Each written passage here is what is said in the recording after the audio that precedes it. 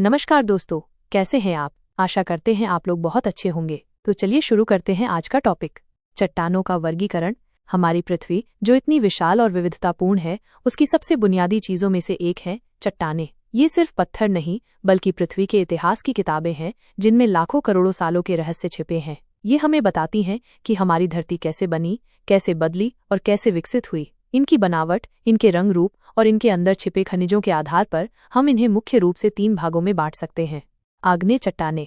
पहला प्रकार है आग्नेय चट्टानें। जैसा कि नाम से ही पता चलता है, आग्नेय शब्द अग्नि से आया है। ये चट्टानें पृथ्वी के अंदर से निकलने वाले मैग्मा या ज्वालामुखी से निकलने वाले लावा के ठंडा होकर जमने से बनती हैं। सोचिए, जब धरती के भीतर से पिघला हुआ पत्थर ऊपर आता है और धीरे धीरे ठंडा होता है तो वो ठोस होकर चट्टान बन जाता है। आग्नेय चट्टानें बहुत कठोर और रवेदार होती हैं। इसका एक बहुत अच्छा उदाहरण है ग्रेनाइट। आपने घरों में, इमारतों में ग्रेनाइट का इस्तेमाल होते देखा होगा। ये मजबूत होता है और इसमें छोटे छोटे दाने या रवे साफ दिखते हैं। दूसरा उदाहरण है बेसाल्ट, जिससे हमारे समुद्रों के नीचे की सतह बनी है। दक्कन का पठार जो हमारे देश में है, वो भी ज्यादातर बेसाल्ट से ही बना है।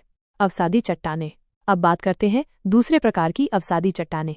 ये चट्टानें थोड़ी अलग तरीके से बनती हैं। समय के साथ हवा, पानी और बर्फ जैसी प्राकृतिक शक्तियां बड़ी चट्टानों को तोड़कर छोटे छोटे कणों में बदल देती हैं। ये छोटे कण, जिन्हें हम अवसाद कहते हैं, नदियों द्वारा, हवा द्वारा या ग्लेशियरों द्वारा एक जगह से दूसरी जगह ले जाए जाते हैं और फिर कहीं परतों में जमा होते रहते हैं। लाखों करोड़ों सालों तक इन परतों पर दबाव पड़ता रहता है और ये आपस में जुड़कर ठोस चट्टान बन जाती हैं। अवसादी चट्टानों की सबसे खास बात यह है कि इनमें अक्सर परतें साफ दिखती हैं। आपने बलुआ पत्थर देखा होगा, जिससे कई ऐतिहासिक इमारतें बनी हैं, जैसे लाल किला। इसमें रेत के कण आपस में जुड़कर एक ठोस रूप लेते हैं। दूसरा उदाहरण है चूना पत्थर, जिससे सीमेंट बनता है और जिसका उपयोग कई इमारतों में भी होता है। कभी कभी इन चट्टानों में जीवाश्म भी मिलते हैं, जो हमें प्राचीन जीवन के बारे में बताते हैं।